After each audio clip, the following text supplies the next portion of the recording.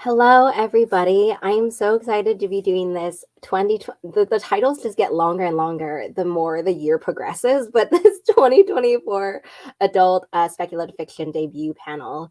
I've had such a blast reading all of these books, and so I cannot wait to chat with everybody. If you have any questions during the course of the panel, please drop them in the live chat, and I will remember, hopefully, to go back to them at the end of the panel.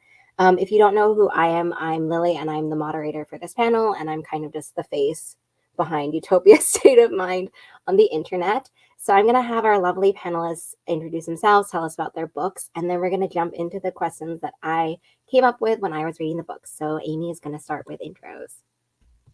Hi, I'm Amy Avery. My book is called The Longest Autumn. It's about a world in which the seasons are personified as gods, and our main character's job is to escort the god of autumn into and out of the world every year for his season. But this year, after they come through the magic mirror portal from the god's world into the human world, it breaks, and she is accused of doing it since she's the last person to have touched it. The world is stuck in autumn until they can fix it, and so she has to kind of figure out who did it, clear her name, and help to end the eternal autumn season.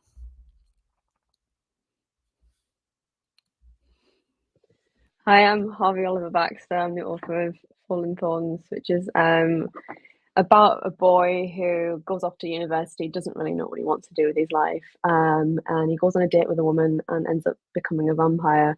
But that's just like the beginning of the story. He's kind of like thrust into a world of like figuring out how to go about life now that he is a vampire, but also like still a student. And then there's a lot of like found family and other things that like don't want to go into spoilers, but it gets quite dark. Hi, I'm Esme. I'm the author of The Principle of Moments, which is a space opera meets Regency romance book that follows a girl named Asha living in like a very far future in the year 6066, working as an indentured servant to the Empire, who basically finds out that she has a sister who was imprisoned before she was ever born by the Emperor. So she sets off into the galaxy to go and find her. And then along the way, she meets a time traveler who's searching for a cure to the disease, which is like consuming him every time he travels through time. So they have their different objectives, but the same destination. So they decide to become allies reluctantly and work together to get what they both want. Hi, I'm Eliza Chan, and my novel is Fathom Fog, which came out last week. It is what if The Little Mermaid was a pissed off immigrant in a semi-submerged East and Southeast Asian inspired city, and it was never about the love of a man, it was about the love of her home. So it's a book that really looks at modern multiculturalism through the lens of cool sea folk like mermaids and cappies and kelpas and water dragons, and looks at issues like discrimination, racism, and classism, which sounds all very dark and bleak, but it's actually about finding your home and your identity as well. Yeah, so hopefully everyone can tell that the books are so fabulous. They have such different veins, but I'm so happy that we were able to all like chat and come together for this panel. The first question that I have is basically about the first image of your main character. How did your main character's world, personality, voice come to you? And has it stayed the same throughout the whole drafting process? That is what I'm really intrigued by. Amy, do you want to start first? Sure.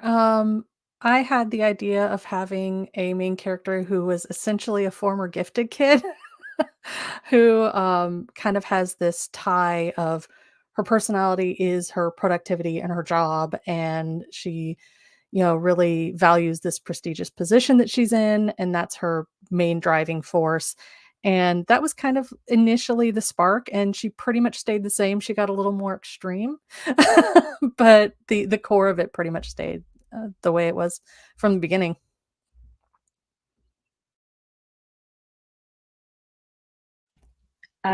For me, mine was a very simple scene of a boy who goes into a bar and like gets chatted up by a woman, and then things start, and then he ends up becoming a vampire. That was like how it all started, and then I just thought of more things to go with the story because actually this is quite interesting, and a lot of things came and went. There was a lot of elements of like I didn't want it to be a vampire story for a while, and then I was like, actually, I think that might work because I wanted to explore some dynamics with like it being like the woman who turns the man in a sort of a way, like that sort of thing. But generally, that was kind of this core of the story, and then the rest of it just came from that. Yeah. I did have like an image actually, which was just an image of this girl, and like I could see everything that she looked like, and she was standing in like a really dusty street, almost like in a desert like city. I think I'd been like doing a lot of Googling of like Moroccan architecture and like Moroccan towns. So I kind of had that in my mind, but almost it had much more of like a sci-fi feel to it. Like the buildings were all very like similar and rigid. And she was like looking down the street, and there was like a spaceship like coming to land in the middle of the street, which in my mind was like, it was like incongruous. Like that wasn't normal for this world. She wasn't used to seeing that. But it was definitely a place where like spaceships and space travel existed. And then I kind of went from there. The scene didn't really like stay till the end of the main draft, but you have like a scene that's really similar where she sees somebody from like off that world who's come to her planet, and she's kind of like, this feels really wrong. And then that's the beginning of the inciting incident to the book. So it stayed in spirit, but yeah, I always remember that really, really vividly is how I got started with writing the book. So mine was, I used to write, and I still do write a lot of short fiction, and there was a call for an anthology about sirens. So I was really thinking about sirens and generally women that portrayed as femme fatales, and how I was thinking, what if you're a siren and it's, you can't turn it off. You're just a woman about your daily life, and everyone keeps accusing you of seducing all these men. How frustrating would that be? And then I envisaged this semi-submerged world, because I was thinking, well, if we're having sirens walking around like normal, they're going to have some water. And I think at the time there'd been quite a lot, well, there still is, about climate change and the rising water levels, but I'd never really seen it in a fantasy setting. So I wrote a short story for this anthology, which is the first version of Mira, one of my main characters. She's massively changed, because in the short story, which was published, she's a PI, and she's not at all. She's like a member of the border guards or police force now, but she's got the same sort of cynical outlook, and that was sort of the beginning, and very much, reclaiming these women as seductresses and the rising water level. So similar to Esme, bits of it stayed, but it's massively evolved through time. The next question that I had, because we're talking about speculative fiction worlds, and I love the idea of, what kind of comes to you first, world, character. I want to know, what were the most challenging aspects of the world building for your books? And do you have any tips or solutions about how you ended up managing it, or, figuring out how to solve it? Harvey, do you want to start? Yeah, well, my book's part of a duology, so I came up with the idea of like how I wanted the story to start, how I wanted the middle to go, and how I wanted the end to go. But I thought, well, I have to make sure that I've got enough content for both books. I don't want to give too much away in the first book, but I also want to leave an element of mystery, but also not make it too like, well, no one knows what's going on. So I think I kind of managed it with like, I added extra bits that I didn't initially want to put in, but I thought if I didn't, then people would not have a clue what was going on, especially like towards the end, because it does have a bit of a cliffhanger. But I wanted to keep a lot of like questions open that I can like explore in the sequel. So that was probably it. I think with the tips, I don't really know. I just need to. I'll probably have that answer once I've done the sequel and I can see, did I actually manage to keep everything? Yeah, yeah. I mean, for me, it was the fact that I had sort of two different worlds in my book. So there's like a space opera setting and then a Regency romance setting. And I don't, if I went back and started the book again, I probably wouldn't have tried to do both of them at the same time. But when I was really determined to make it work when I first like came up with the idea for the book. And one of the biggest challenges I faced was probably like keeping the both worlds like true to the tone and like writing style of the like genre conventions of each, but then having like a cohesive tone through the book so that it didn't feel like you were just jumping from like two totally different novels.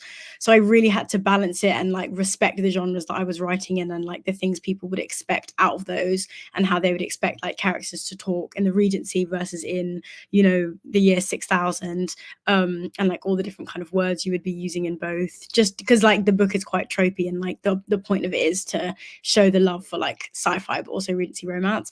But then I really didn't want it to feel too disparate and like give people too much whiplash when they're switching between chapters and settings. So I had to sort of come up with a voice for the whole book that was as consistent as possible, which I definitely found challenging. And I think it probably meant that I just went into more of like a colloquial language for both, which I feel like works for the like age, like the new adult, I guess, age range that it's for.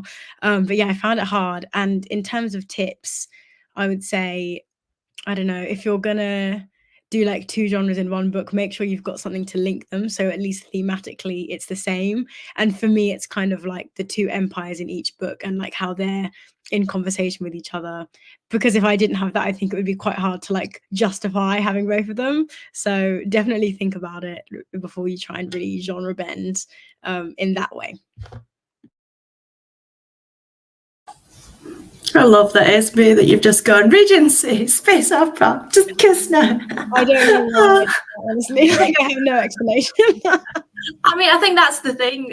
Everyone just sort of writes what they want to write and what they love, and then you sort of make it work. Because again, people go, "Oh, how did you come up with this underwater world?" But it's also East and Southeast Asian inspired, and you're like, I can't actually tell you exactly why. It just sort of mashed up in my brain.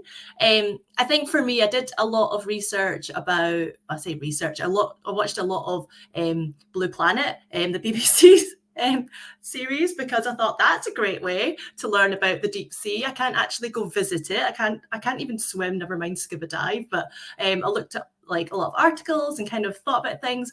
Obviously, a lot of it is fictional because like a lot of it doesn't actually make sense if you dig too deeply. But I kind of wanted to scatter enough of the sea world that is believable without people picking it apart, because obviously if you pick it apart, it doesn't quite work. And then the reason it ended up going to East and Southeast Asia is when I was world building the city and thinking about the boats and the buildings they'd be on. Originally, I was actually going for a more pseudo-European setting, and I was really struggling because we don't really have many people that live on boats that much in Europe anymore, maybe like narrow boats in the canals, but that's really about it. Whereas actually, if you look at East and Southeast Asia, there's masses of communities that do live full time on boats. The cultures that deal with monsoon rains and typhoons and the rising water level all the time. There's stilt houses, so it was almost already there, and it sort of made sense. And then pushing it over there, everything just sort of flowed. In terms of tips, kind of what I said at the beginning, I just think, you know what, just do what you want to do, and then you'll find a way of making it work. I think do an amount of research that you are happy with, and I think no one can tell you exactly how much that is. Some people might want to read everything and get it exactly right, and get the tides and the moon cycles right, and some people just are more vibes. I think it has to work for the world you're trying to build, basically. Yeah, for me, the worst or hardest part of the world building was trying to figure out what would happen if autumn lasted months and months and months, just from like a scientific level of what plants would grow, that sort of thing. So, especially when it came to crops and plants, that was where I was trying to do research, and there wasn't a lot online because it's such a weird hypothetical question. So I actually went to Google and typed in my city and horticultural expert and found someone and just cold emailed her and was like, "Hey, would you like to talk to me about this weird hypothetical question?" And so we sat down, and she had like, it was hilarious because you could tell she was really excited about it, because I'm sure it was something that was a little more different than what she normally deals with. But she gave me like, it was like a manila folder like this thick of like things she was photocopying while we were talking, and like charts of like at what temperature this plant will flower and grow and when you can harvest this one. And I was just like, I'm not going to be able to fit most of this into the book. But it was really interesting and it did give me like a good basis for it. I did kind of, finagle some things a little bit. But that's kind of my tip is if you're doing something that's kind of in this speculative hypothetical zone and you can't find any sort of research, to just kind of see who in your area might be an expert in it because you never know who's going to say yes and answer your questions.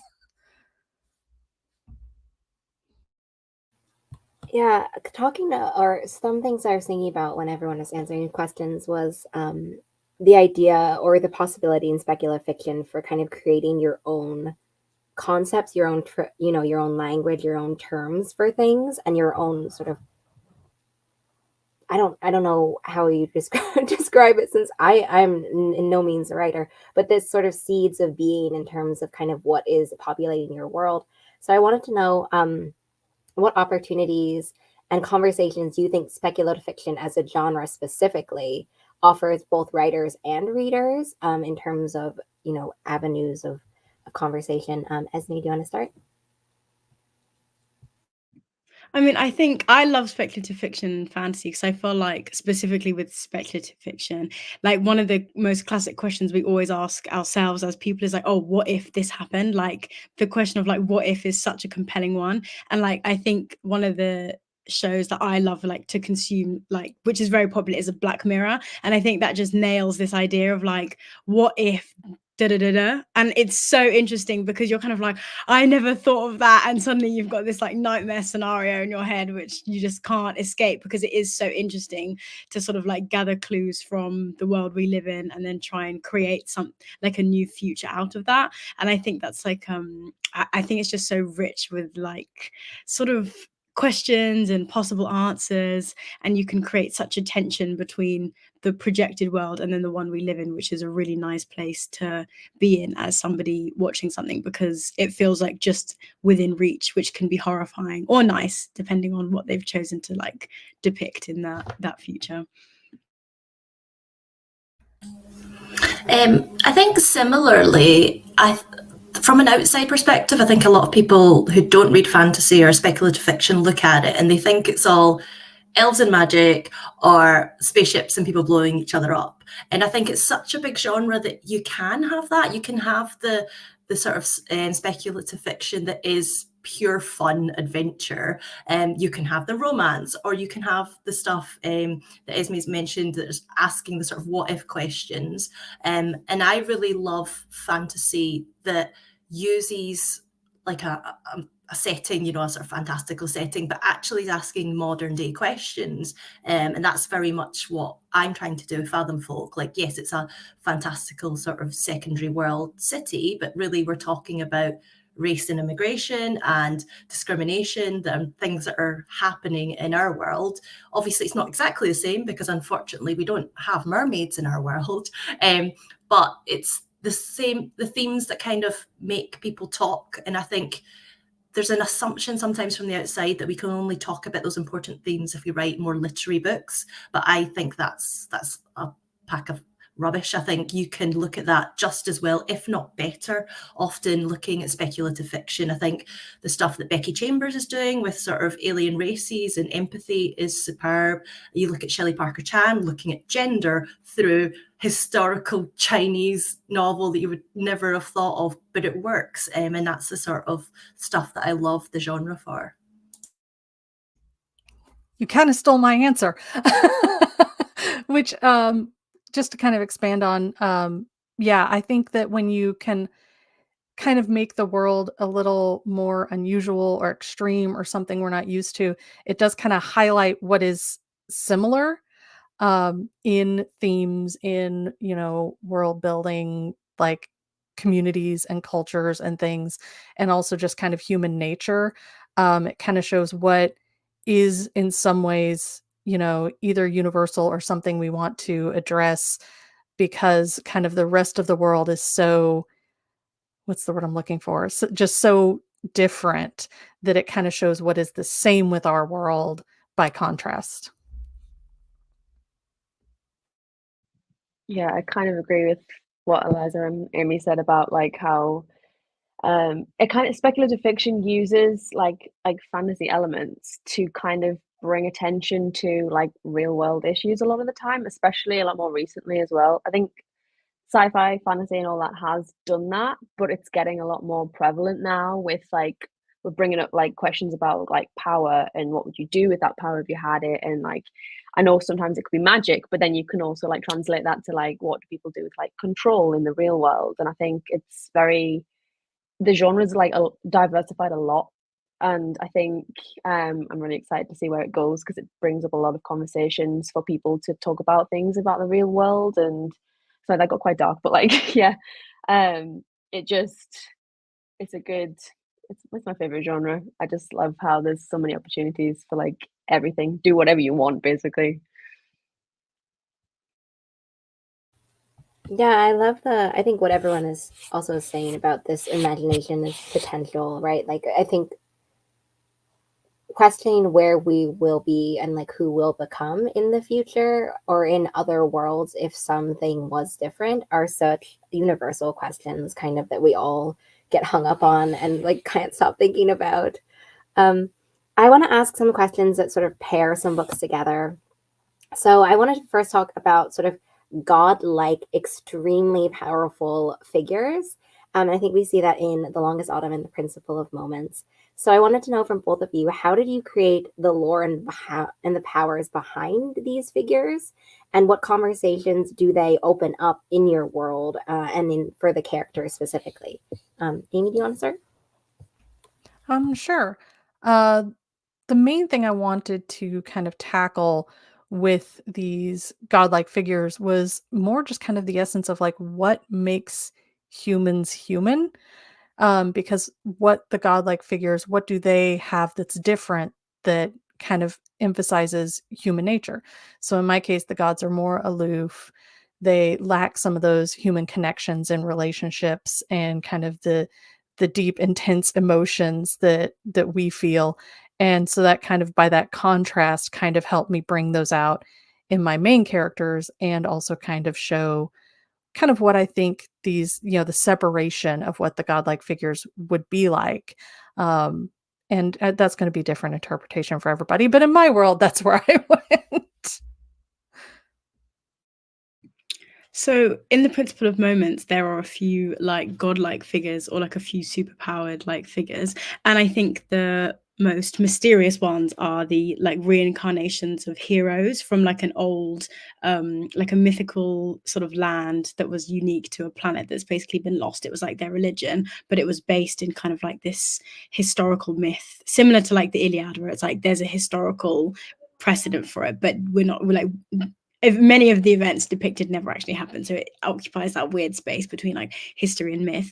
And so that's where they kind of draw a lot of their power from, is kind of like the power of people's belief. And then I thought it would be interesting to see how sort of heroes who have become godlike figures and sort of have got that power now would function in a world where the prophecy that sustains them is still in the process of coming true, but the civilization that produced them is like totally lost, or like there's only like one person left to sort of carry on the mantle of that. How would that happen? I don't know. It was like just like a purely hypothetical situation I created, and then I was like, I want to explore this. Basically, I don't think it's like a super pressing question, but I found it really interesting.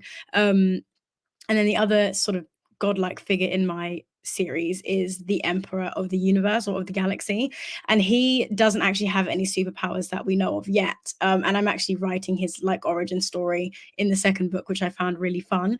But I basically wanted to explore themes similar to what Harvey was talking about like control and power, and if you were granted like immense power over like so many people, what would you do with it and who would you become? And he's kind of like that figure. He ran with it and became the villain. Basically, it's not very complexly explained in the first book, but we're getting a lot of his lore in the second one. And it's basically all about kind of how people's individual ideas of what heroism is and can then become warped over time, by the way others treat them, by the way that they look at other people, by the way they like see themselves, and like the things they think they're entitled to as maybe like a member of upper class society. And yeah, I think he's really interesting because he does proclaim himself to be like a god. And I kind of created that first, and then I thought, what a psychotic thing to do. Who is this person? We need to understand how they got to this point. So that's book 2, basically. Yeah, I love what you were saying about the power of belief, because I think both of your books really are, really centered around the power we give to belief and like the power of our belief in certain things. So I'm going to ruminate on that. If we have time later, maybe I'll go back to it, because I really love kind of how they're both, navigating and exploring what you do with like good and bad belief, I guess. I want to talk as well about, so in Fathom Folk and Fallen Thorns, you both have a lot of like cast of characters that are in the book. And so I want to know if you could both talk about side characters, which kind of are around your main characters, and what difficulties you have with the creation of side characters and sort of side character profiles, personalities, backstories. And then if you have a favorite or an easiest one that you had when you were writing. Harvey, do you want to start? Yeah, so I have a lot of characters because there's a lot of different, like, so my main character goes to university and he only goes with one person, which is his best friend, Ronnie. And she's human and she stays human throughout the whole book. And she's kind of like his anchor. She was probably my easiest character to write because she's basically like the combination of like all the best traits of all my friends. She's like the person that's always there for him. She'll do, I will not do anything for him, but like she will always make sure that he's okay. And she always asks, are you all right and everything all right? And I think especially throughout the book when he's kind of struggling with figuring out like what his purpose is meant to be now that he's not really human anymore. And like she's always there to keep like reminding him of like his humanity. I think I've got a lot of other characters that I can't wait to explore more, but I had to again be careful what I put into the book because it's a single POV told through Arlo's perspective, who's the main character. And there's a lot of I have backstory for all my characters, and I wanted to stick it all in that book, but I was like, okay, but realistically, he wouldn't know that, so I needed to make sure that I didn't like detract like away from the actual main plot and keep it like I had like hints of things, but a lot of the characters are very important, and you will find out more about the ones that weren't developed as much in the sequel. But yeah, I think I can't really pick a favorite because I do love them all for different reasons. I feel like they're all like part of me in some way. But yeah, no, I love a good cast of characters. Yeah, similarly, I think it's nice having a big cast because the worry that I always had, because I knew very much this book was about the diaspora experience as a sort of symbolic thematically. And I'd listened and spoken to a lot of other BIPOC authors that have been published before me. And often people get frustrated that whatever their main character is, people go, that must be you. And there's always this assumption, oh, that's you, that's your viewpoint. It's like, no, it's my character. And I'm writing quite a difficult area. I'm writing about revolution and change and how to do it. So when I started off, it was just Nami, who's the new arrival to the city. She's quite privileged. She's a water dragon and she's very impatient. Like her heart's completely in the right place, but she wants it to happen now. And she's like, why is it taking so long? Well, let's just break something. But and it was great as an introduction character to the city because she could do all that sort of, what's this? Tell me about this. But then I was like, oh, what if everyone thinks I just want to burn the whole world down? And I realized by making it multi-point of view, I could show that firstly, that the community is not some homogeneous, like we all have the same opinion, that there are lots of differing opinions and that there are lots of different ways to want to, you can still want this change without wanting it in the exact same way. So then I brought Mira back in and she's more a bit older and a bit like world weary and sick of it, but also is aware that the system's gamed against them, and maybe we have to do it a different way. Maybe we have to do it from the inside. And then I've got Cordelia, who basically is like, no, the system's screwed, so I'm just going to make the most money I can and screw everyone else. And I think by doing that, for me, it allowed me the breadth and allowed me to take away my own fear that people were going to assume that was my answer, because I don't think there is an answer in fiction. I think you're just showing the different opinions and letting the reader sort of ask what if. In terms of favorite one, it has to be Cordelia. Like, started off, she was just this bitty side character because I wanted to write Ursula from The Little Mermaid into it. So she's basically that bad guy who does all the negotiation. But she just became bigger and bigger every draft I did, until I was like, oh, she just needs a point of view. She's great. And I think writing someone that is doing all the things you wouldn't do in real life, like just put out there, guys, I wouldn't really blackmail, bribe, extort people, but it is quite freeing and incredibly fun. So she became my favorite one to write. I also love your description of like those three, because I feel like at various points in the reading journey of Fathom Folk, did I like identify more with one of them, or even in like one single day? I felt like it could be just all three of them. Did you either of you have a character, like a side character, you had to remove completely, that who never makes it?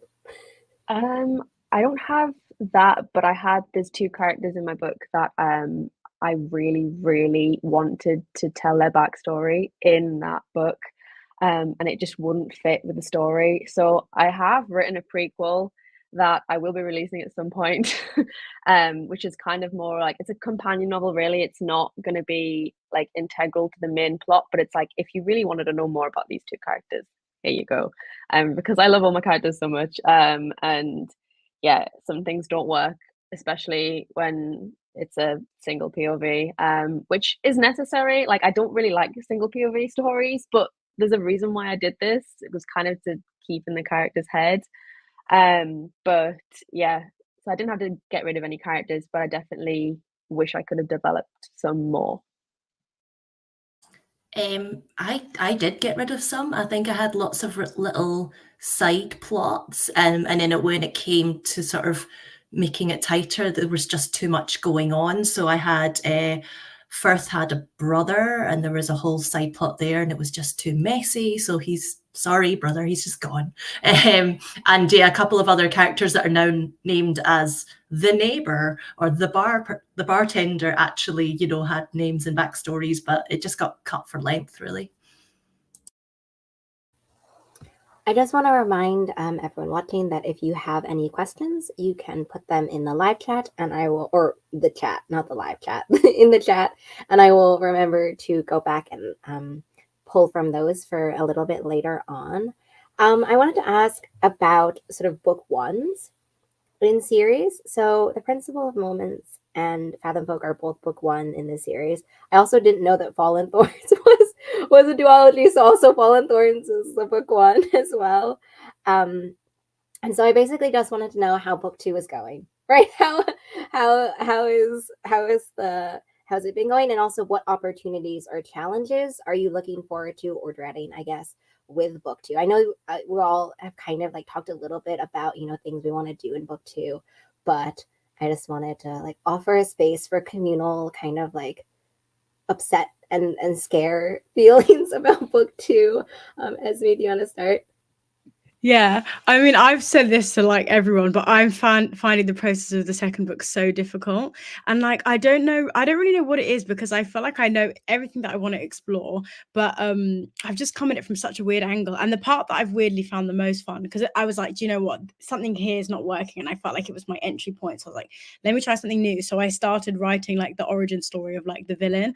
And that's been so fun.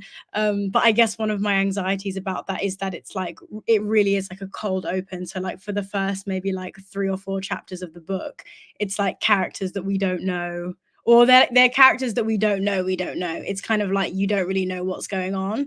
It's just a new story, but actually it is like the origin story of the villain and stuff, which might become that this whole what I've just said might become a spoiler. I'm not sure, because I'm not sure whether to make obvious who it is, or to like you get to the end of the chapters and you're like, oh my god, I think I know who that was talking about. I think probably I'll go with that.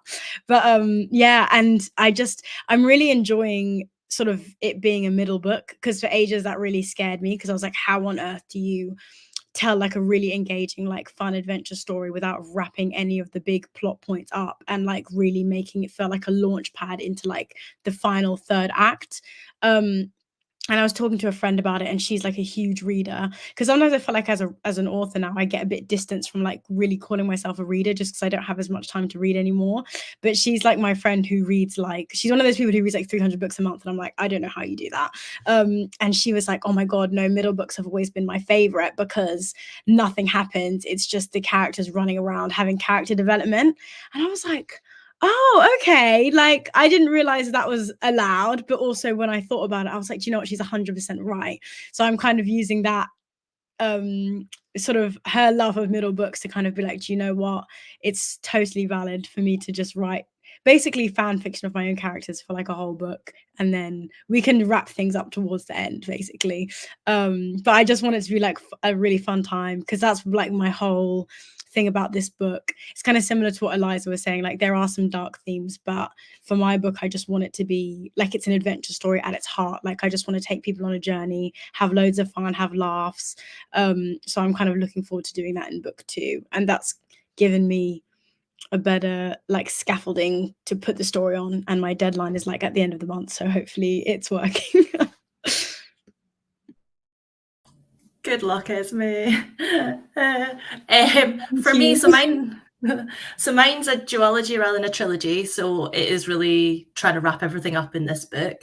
I think what I found easier about it is I've done all the world building. I know how the world works theoretically, so I don't have to do all that research and stuff again, and you kind of know who your characters are. You sort of sorted them out in your head. Well, I have theoretically. I think the trickiest thing for me was realizing I couldn't go back and retcon things in book 1, because obviously you confidently say to your publisher and your agent, oh yeah, I've got an idea for book 2, and the idea is maybe a sentence or maybe a paragraph in my head, but actually then to turn that into a whole novel, you realize, wait a minute, what did I say about this person or this situation in book 1?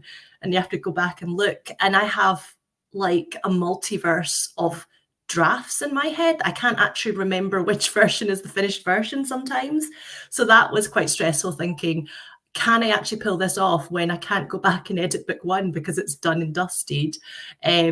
So it's theoretically, it's all written, it's with my editor, but I'm still waiting to see what sort of revisions are needed. So fingers crossed she thinks it's okay. I will find out shortly when I get an email in the next couple of weeks, I'm sure.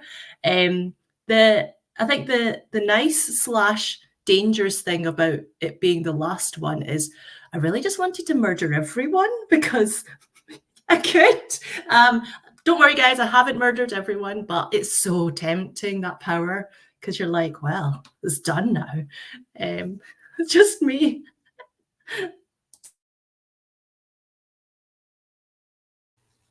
Harvey, I want to know because for Fallen Thorns, because yours one also has a lot of different side characters, and you talked a little bit before about the opportunities for book 2. Because for book 2, you do have so many side characters with their backgrounds, you have to keep like a doc of kind of what Eliza was talking about, like a doc of like what, who has said what, what's happened when, like what you can't sort of change about what has happened.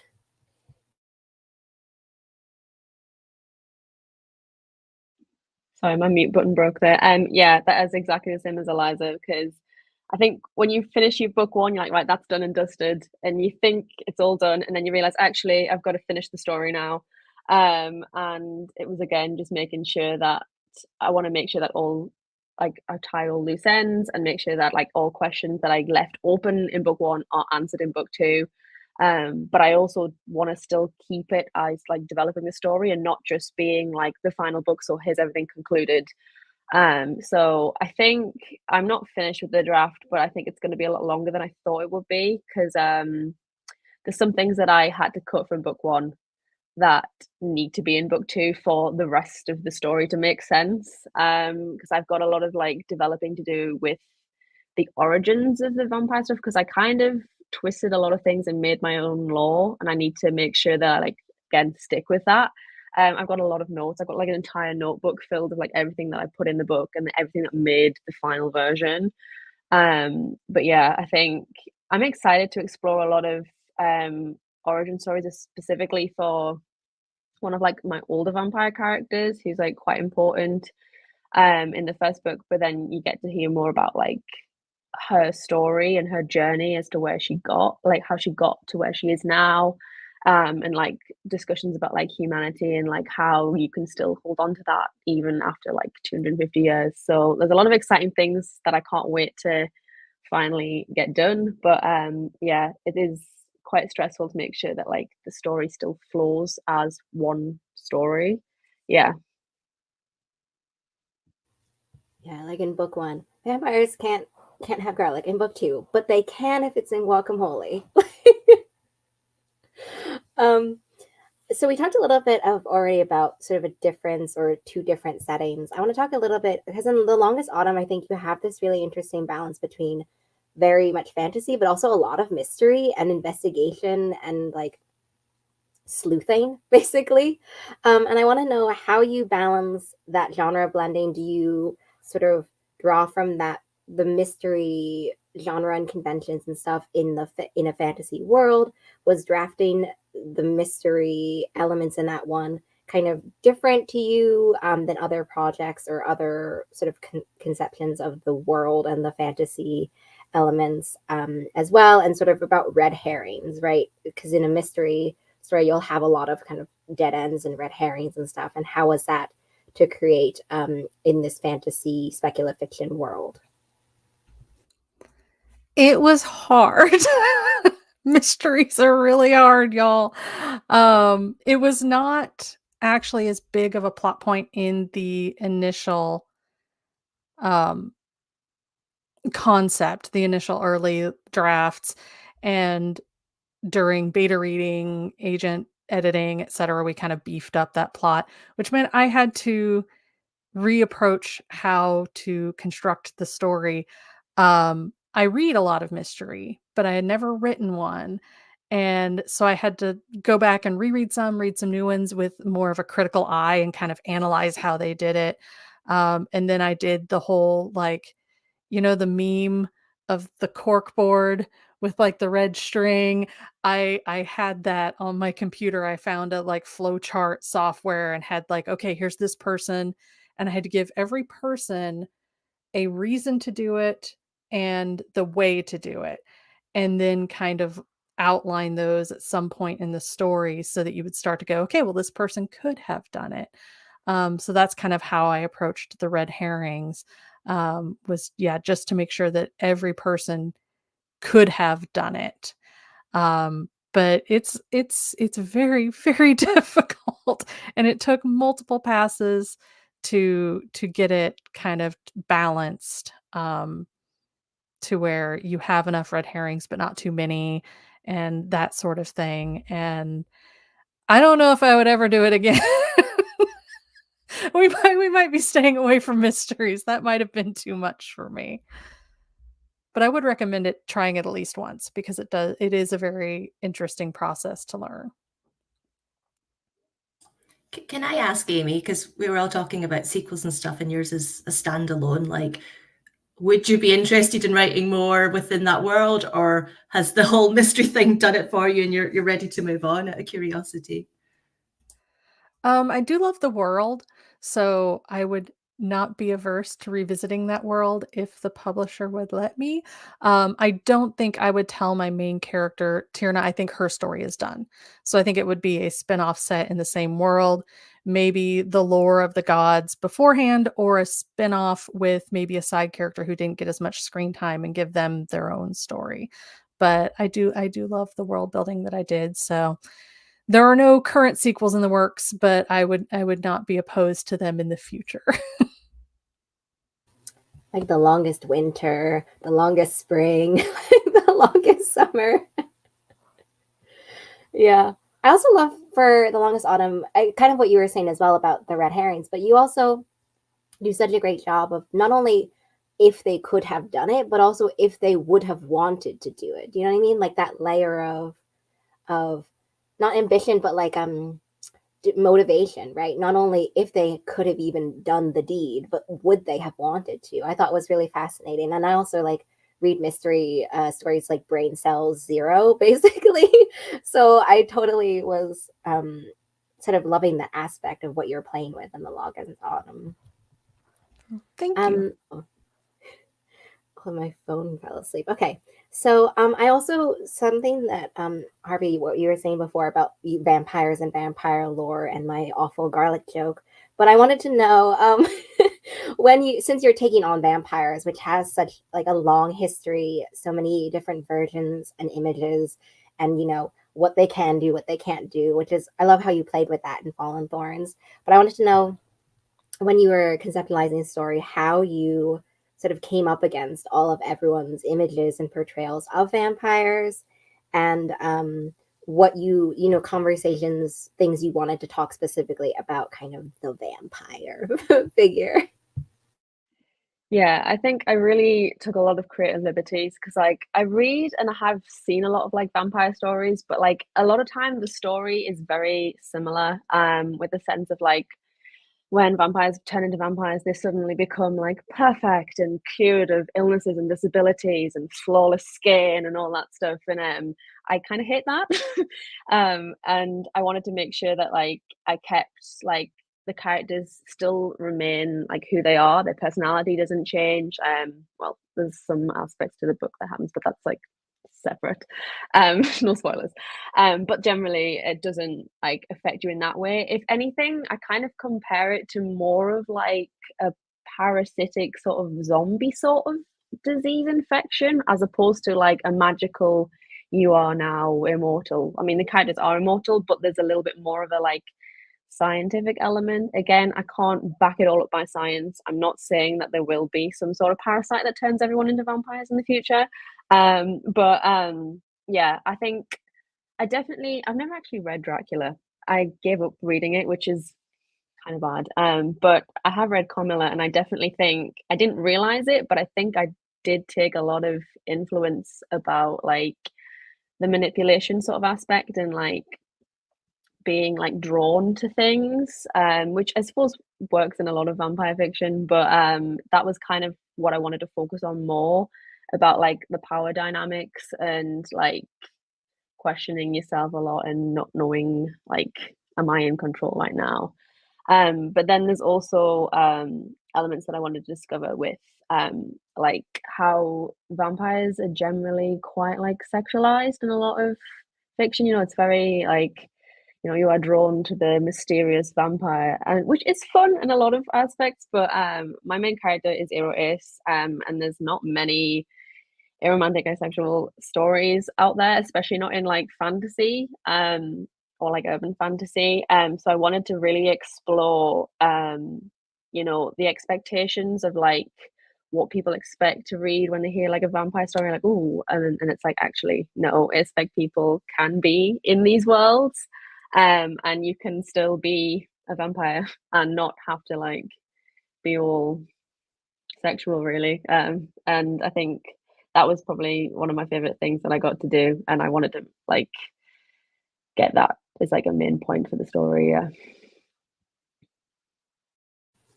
Yeah, I love your exploration of the vampires too, and right, and I feel like kind of what you're talking about as well with the vampire images and like, you know, the what is it called when when vampires bite you? I don't know what it's called, like the act of that. You know what I mean? I know what you're talking about with the sort of the like very laden imagery and everything, with so many parts of the vampire being, like the vampire process, becoming vampires, like all of the stuff. And so that's what I loved about as well about Fallen Thorns, like the queerness and also the exploration of what it would be like to be like a real vampire and not like glittering and perfect and, you know, suddenly sort of, I don't know, it's like everybody wants you and is like super obsessed with you.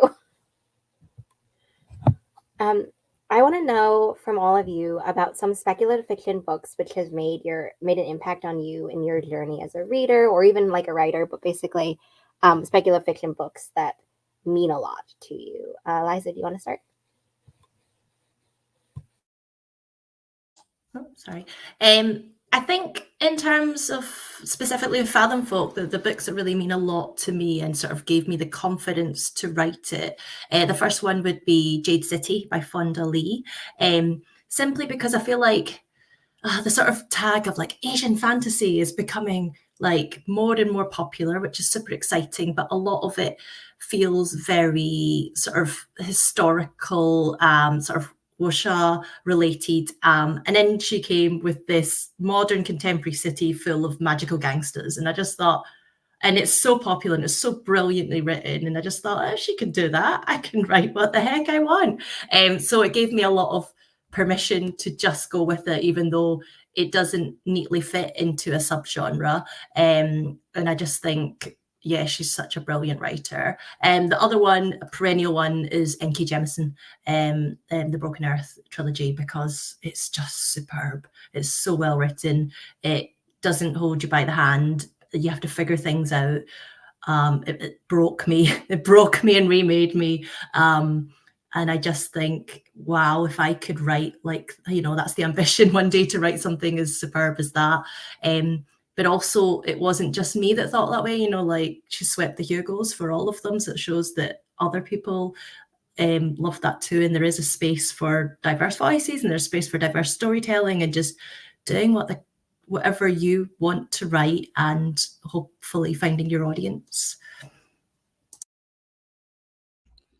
I also kind of have two, and the first one is the Kushiel's Dart series by Jacqueline Carey, because I read it ages ago. We won't talk about how long ago, but when I read it, it was the first fantasy I'd read that had like a romance subplot, and it wasn't the main plot, but it's part of it and woven into that. And it was the first time I was like, oh, you can combine these things. And so I found that really interesting and fascinating. And it also deals a lot with, a lot of political stuff and a lot of human nature stuff. And it's a very interesting world. And so just various little aspects of it have kind of crept into my own writing. And then the other one that I always, always harp on is Robin Hobb. I love everything by Robin Hobb. This entire shelf back here, this one is all Robin Hobb, because her character work is superb. She has deeply flawed, very complicated characters and their relationships. And that's something I aspire to.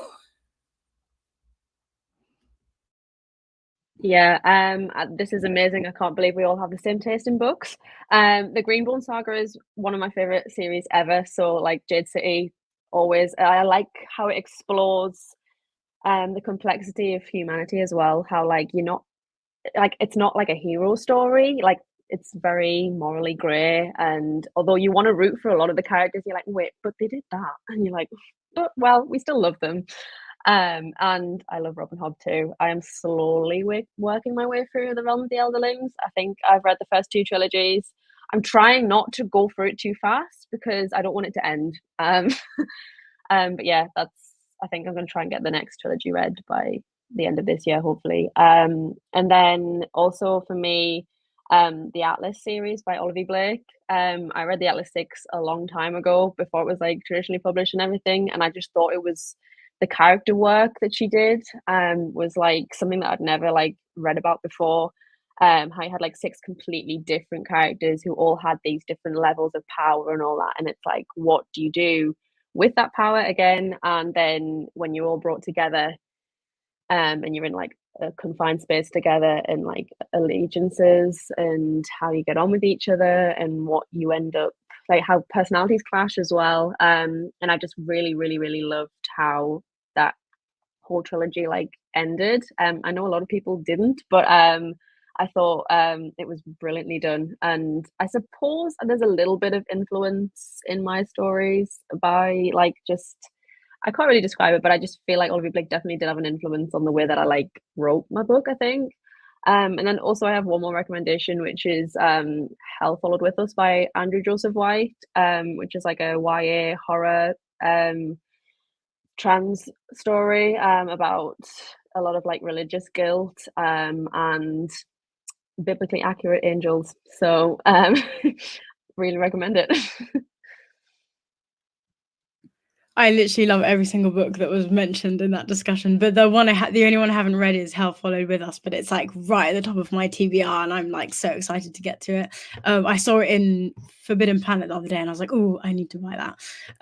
I think one of my recommendations for fantasy, I've got two. One of them is the Traitor Baru Cormorant series, or like I think it's called like the Mask Falling series, maybe by Seth Dickinson. Those books are so good, and I weirdly don't hear them like they're popular, I think, but I don't really hear them like celebrate enough, and I wish they had such a big fan base because they're so like complex and like again like it's definitely not a hero story, definitely very morally gray, and like very creepy in a lot of ways, and I find reading it like really uncomfortable at times, but just like really really incredible prose, and the world is so interesting and like massive, and it feels really real. So I love that as just like really good fantasy. And then my other sort of like recommendation, it's not really a recommendation because people already love it, but I loved the book Mexican Gothic so much. I thought it was so good.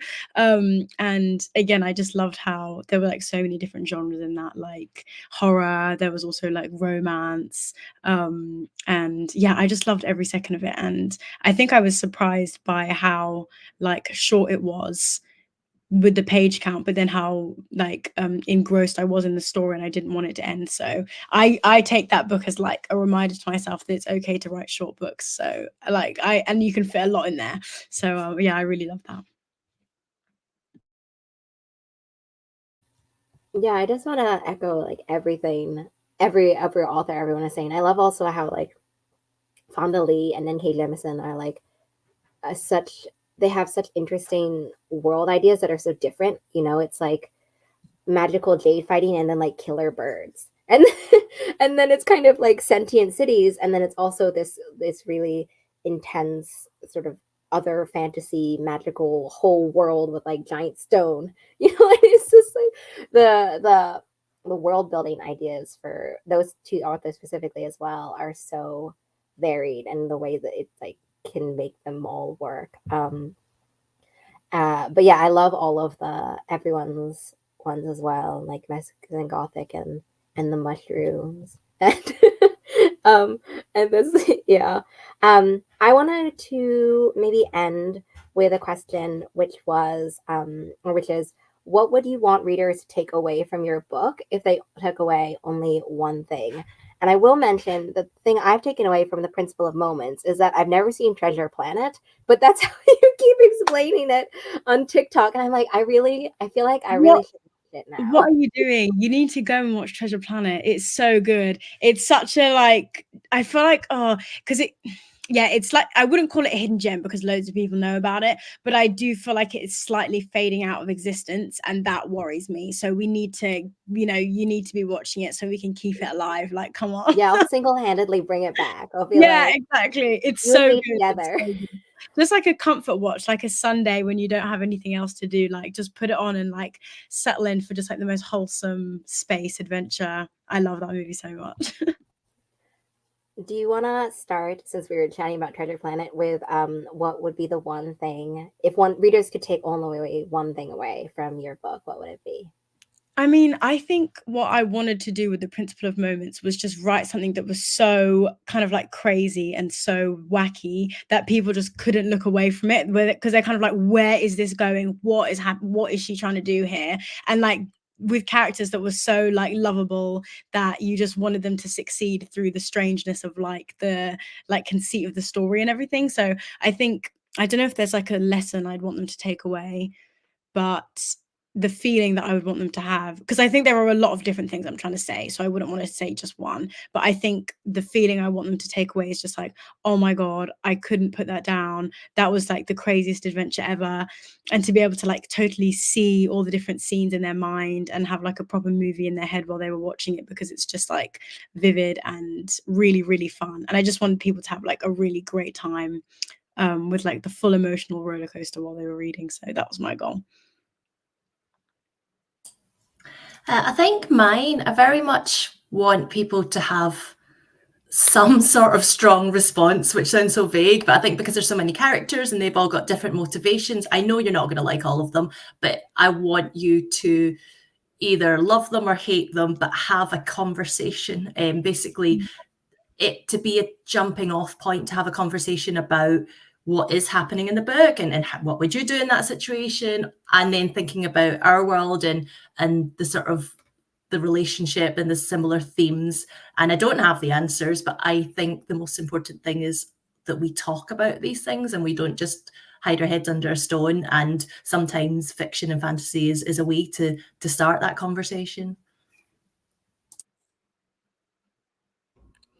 I think in my book, despite all of the world building and the mystery and everything that's going on, I think kind of the core of the story is the character's arc and her development and her journey.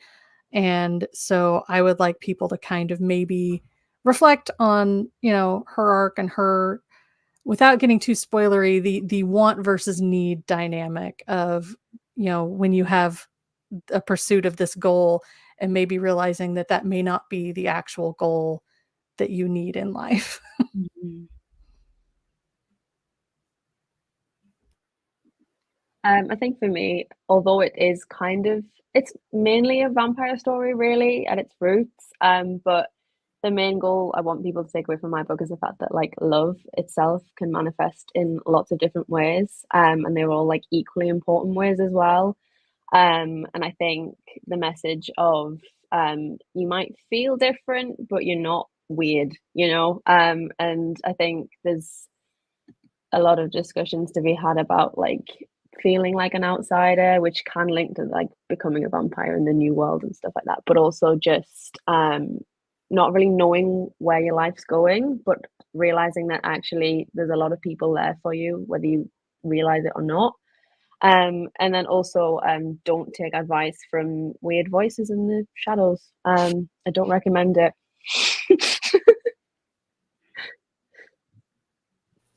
Well, thank you so much for everyone who was with us today and watching. Thank you to all of my panelists. I have left the links for everyone's book in the description box below for the panel, so definitely go check them out and pick them up. I hope you all have a really great rest of your day. And yeah, thank you for just celebrating speculative fiction with us on this weekend day together. Bye, everybody.